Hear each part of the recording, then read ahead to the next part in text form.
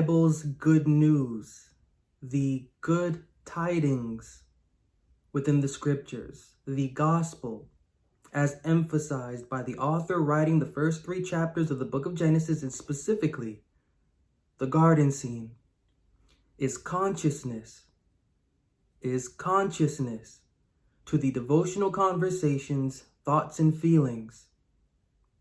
Consciousness to the devotional conversations, thoughts, and feelings by examining their environment. Now, this program, Justification, from beginning up until this point, I have structured it to do just that, to examine the environment of belief. Because the Bible's philosophy is presently held down to, enslaved by, in shackles under, in captivity to, the Christian theory, the environment for it. The environment for it in this day and age is based upon a theory of the Christian. Justification as we're seeing and have seen, is the regeneration and the refreshing of the devotional conversation in every single generation that humans will exist and have existed, from the then Baal, linked to, surrounded by, and connected through images and a Baal. This is what is shrouding, since the beginning of time, our time continuous, this is what is shrouding the philosophy at the core of the scriptures, to break through into that mind at the core of the scriptures. We have to be able to get past the Baal, the generational Baal, that will have a new name in every single generation, and the generational images connected to that Baal, which images in every single generation will have a new name, new titles, new scene, just like their Baal. We have to get past that in order to get to the core philosophy that is within the mind of the Bible. And this program, Justification, from its beginning up until this point, has been looking at environment. We've seen the environment of, for example, the definition of God. We've seen the environment, for example, the definition of Jesus Christ. We've seen the environment for the structure of quote-unquote God, quote-unquote Jesus Christ. Looking at these things and seeing their general context, their general construct from the blueprint within the religious world, taking that, lining it up to the construct and to the context that is within the scriptures, we are able to see a difference in approach. The mind within the scriptures has an approach and a mind that is different from the mind that is within the religious world. That's completely evident. The philosophy within the scriptures is not the philosophy within the religious world. Not even close. And as we're seeing the author writing the book of Genesis, specifically the garden scene, let us know that justification is ordained for the conversations, thoughts, feelings, actions, and behaviors to be cleansed of impure blueprint. Impure blueprint, which impure blueprint is one that priest kind, otherwise known as mankind, will in every generation rehearse. That is the blueprint all of our conversations are held to. And so justification, as we've gone through the Bible, we have seen the blueprint, continuously seen the blueprint, and we've just jumped into it. Slowly, meticulously letting that blueprint that we jump and dive into speak, and then taking what we are diving into, the waters we are swimming in, taking a sample of those waters and taking them into the laboratory of the Bible, letting the laboratory of the Bible determine for us what is or is not sanctioned. And in our previous episode, that was a bit of the message that stood out as I was reviewing the content, was the good news that the author of the book of Genesis is giving to us in those first 3 chapters, specifically the garden scene. Consciousness, devotional consciousness by examining environment.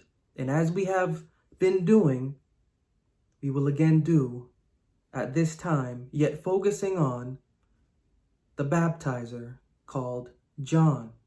Who is John the Baptizer? Who is John the Baptist?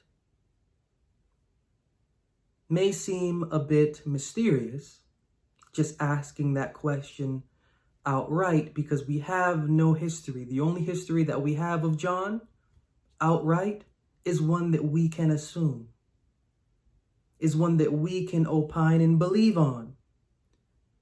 So what I want to do is I want to look at how the author of the book of Mark portrays their John,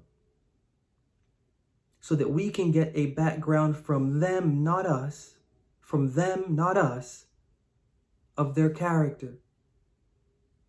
Because the literary context and the construct for their John that they use and put into place actually gives us the answer for who they are.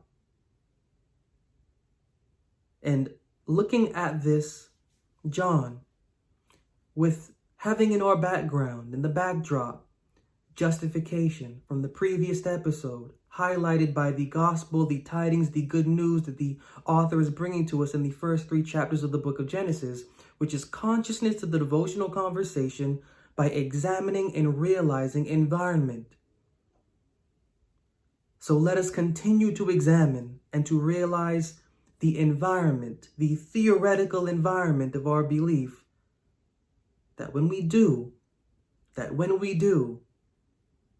get to a more sure understanding of it, justification as an experience can shine further into what we meaning our devotional conversations experience, ought to be.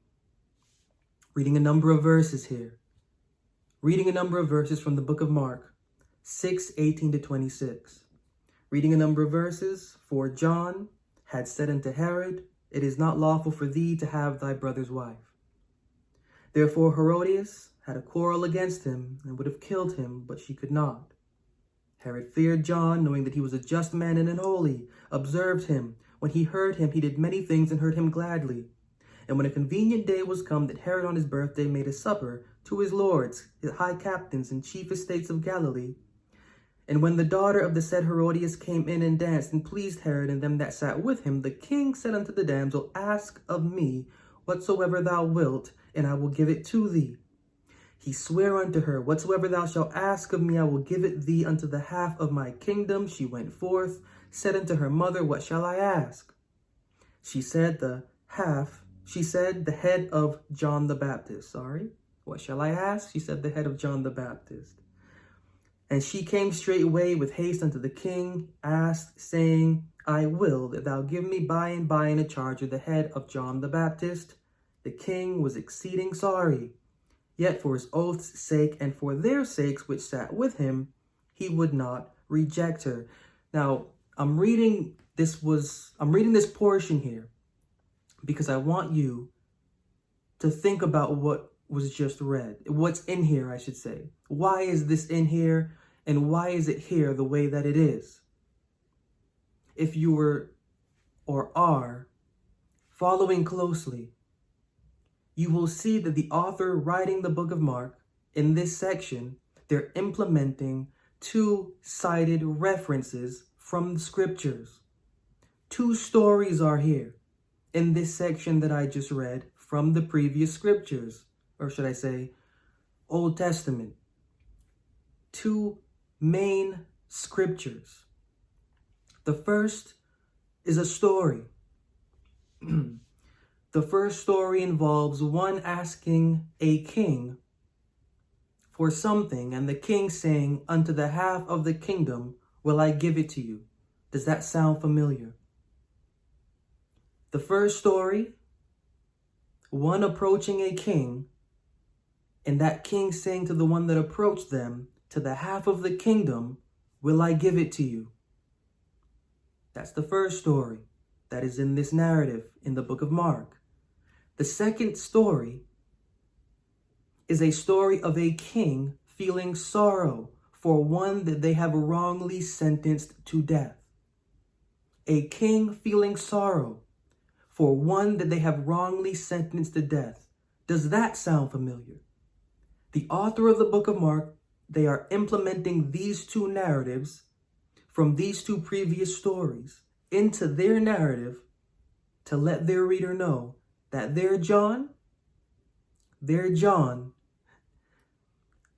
is not who we think they are. A genuine relationship with the Bible can be difficult. Sometimes we don't know where to begin. Sometimes we don't know how to trust our experience. Sometimes we may be afraid to get too close to our Creator. Perfecting and reforming personal religion will be your guide. This book will make sure your spiritual journey is fulfilling. Don't miss this opportunity to elevate your devotional practice. Embrace the wisdom within its pages and embark on a journey of self-discovery. Grab your copy now and take the first step towards a more fulfilling and enlightened life.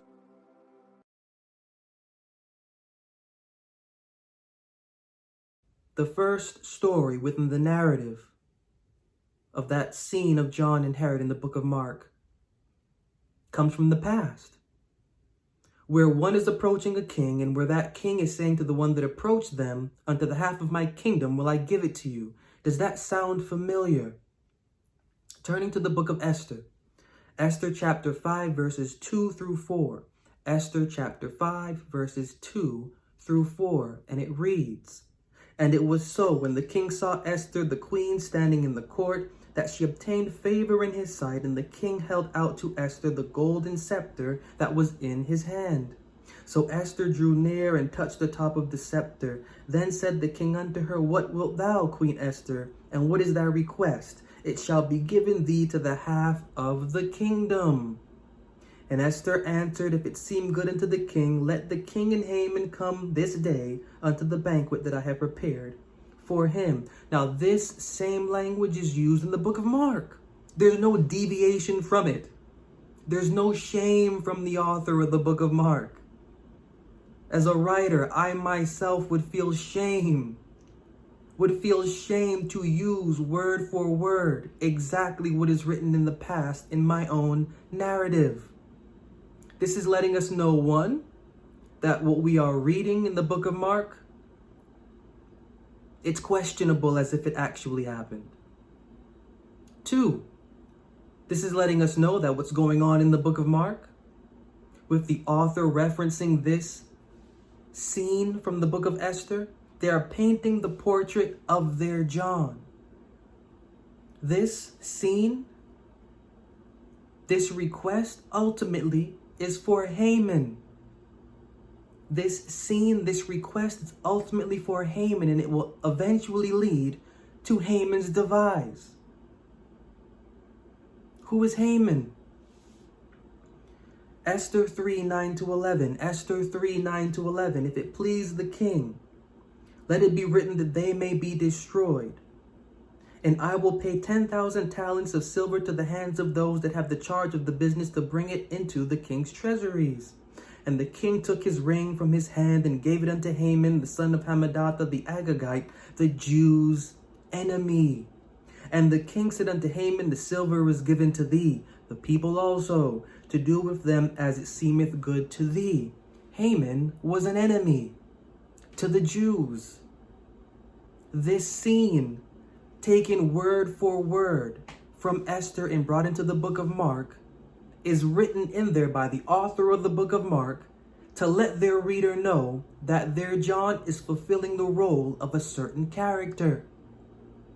Is fulfilling the role of a certain character that is deeply tied and deeply connected to the king himself. How can we know this? How can we know that the relationship between their John, the one that they're writing about, they know who they're writing about, the one that they know that they are writing about, not the one on the in the screen of the page that they're writing on, not the one that is in the screenplay, the one that they know they are writing about. They are linking this scene in Esther to their John because there is affection, the same affection between the king and Haman as there was to Herod and that John. Using the same language, it's fair. It is absolutely fair to conclude that the author of the book of Mark intends their careful readers to connect their John to that scene for which this request is eventually and going to be carried out against, which is Haman. Through language and through context, the author of the book of Mark wants their reader to know that their John is actually a Haman. Their John is actually an enemy against the Jews. Their John is actually one that is sanctioning a slaughter against the Jews. This is the impression that one can gather due to the author of the book of Mark taking that scene from the past and dropping it into theirs, that we can get about their John and that we are supposed to. The author of the book of Mark does not stop there, though. They do not stop identifying their John yet, because there is yet another story that they take. There is yet the theme and the context of another story that they take, which story involves a king feeling sorrow for one that they have wrongly sentenced to death, and that they know in their heart that they have wrongly sentenced to death. What story is that? Looking in the book of Daniel, Daniel 6, a number of verses here to establish this, 13 to 18. Daniel 6, 13 to 18, and it reads, "Then answered they and said before the king, that Daniel, which is of the children of the captivity of Judah, regardeth thee not, O king, nor the decree that thou hast signed, but maketh his petition 3 times a day. Then the king, when he heard these words, was sore displeased with himself, and set his heart on Daniel to deliver him. He labored till the going down of the sun to deliver him. Then these men assembled unto the king and said unto the king, Know, O king, that the law of the Medes and Persians is, that no decree nor statute which the king establisheth may be changed. Then the king commanded, and they brought Daniel, cast him into the den of lions. Now the king spake and said unto Daniel, Thy God whom thou servest continually, he will deliver thee. And a stone was brought, laid upon the mouth of the den, and the king sealed it with his own signet, and with the signet of his lords, that the purpose might not be changed concerning Daniel. Then the king went to his palace and passed the night fasting. Neither were instruments of music brought before him, and his sleep went from him." The same sorrow that this king has for Daniel, it is the same sorrow that that king has for John. The same anxiety that this king has for Daniel is the same anxiety that that king, Herod, has for John. The question is why? Why is it important for the author of the book of Mark to place into that narrative the same theme, context, anxiety, and affection as is shown to Daniel by the king for John by that Herod? Why is it necessary? It's necessary because from a literary standpoint, the author of the book of Mark wants their reader to acknowledge their John as having the same status as Daniel. Their John as being of the same stature of Daniel. And I should say of Daniel in the age in which Daniel 6 is. Who is Daniel in the age of which Daniel 6 is? Daniel is chief prime, priest, and prophet to the king. Daniel is chief or prime, priest, and prophet to the king. He is wrongly sentenced. King understands he's wrongly sentenced. Same scene in the book of Mark. Same emotion in the book of Mark. Same sentiment in the book of Mark given by the author writing that scene in the book of Mark. Author writing this scene in the book of Mark has placed these two stories and has fixed these two stories to their John, into the character of their John, because they want their reader to catch on to who they're writing about. This John that they're writing about is a figure that is intimately tied and close to the throne. The John that they're writing about, due to them implementing these two references and citing them within their narrative, they make it fair to conclude that their John is an individual that is a prime or chief priest / and or prophet to the throne. They are placing this into their narrative to let their reader know that the John that is traditionally upheld as being quote unquote wilderness born, a wild man as such, the traditional approach, according to the one that's writing the book of John and the citations that they are using, is false and beyond false. Hair care enthusiasts, are you ready to elevate your hair game without breaking the bank? If you are, this will be very interesting to you. Divi will give you an exclusive $10 off discount on all premium hair care products. But to claim this fantastic offer, all you have to do is visit their website at diviofficial.com/Linwood61174. Whether you're looking to nourish your locks, revitalize your scalp, or want a serum for hair growth that actually works, Divi has you covered. Visit diviofficial.com/Linwood61174 and unlock your $10 off discount now.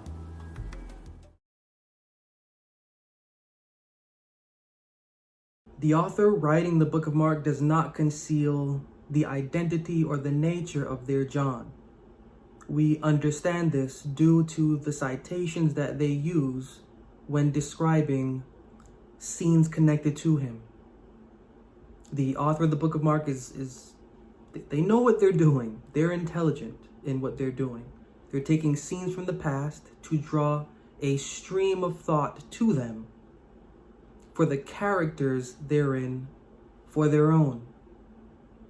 They're not shy. And when we go back to see how this John is dressed, now we're going to look at all of these in detail, of course. But at this point, Mark 1:6, John was clothed with camel's hair, with a girdle of a skin about his loins, and he did eat locusts and wild honey. We will look at all of this. This is all figurative language and not literal.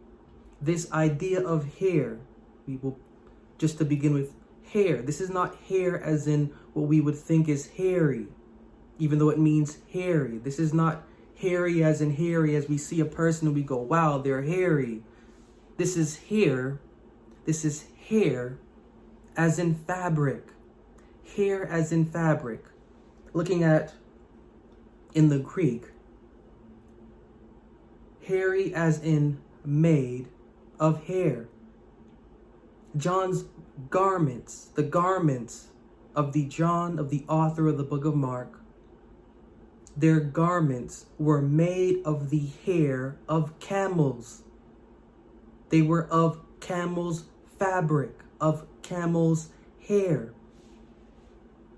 This individual John, the illustration that we get from the citations that they use of Haman and then of Daniel, these two figures, Haman and Daniel, they were dressed very sumptuously. it is no surprise to hear that camel's hair is what was the fabric of this John, because in the Bible, camels are connected to wealth. Camels are connected to wealth. Looking at the book of Job, Job 1 verse 3.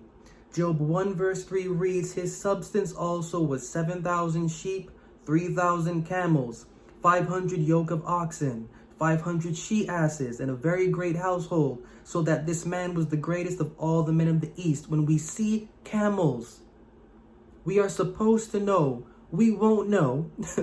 We won't know because the narrative, first of all, of the Gospels, they're disconnected and suitable only to Gentiles. So they wouldn't know this. But to individuals reading this, for whom this is meant, beyond Gentiles, they will know that when camels are mentioned, camels are a form or a sign of wealth. To be dressed in camel's hair is to be dressed in like the greatest fashionable fabric. The greatest fashionable fabric. Looking at Genesis 24, 34, and 35. Genesis 24, 34, and 35. And he said, I am Abraham's servant, and the Lord hath blessed my servant. The Lord hath blessed, my master greatly, and he is become great. And he hath given him flocks and herds and silver and gold and men servants and maidservants and camels and asses. When Jacob labored for Laban, Jacob also increased the might of both himself and Laban, and included in that increase, notably, are camels. When we're seeing camels in the Bible, the narrative is camels equal wealth. Camels equal wealth. The Queen of Sheba came to the king, and with many camels bearing spices and such. Camels equal wealth, as we see in Job, as we see in Genesis. When we're seeing one dressed with camel's hair, it's not one that is dressed in a rugged form of clothing. That's not the idea here. That's not even close.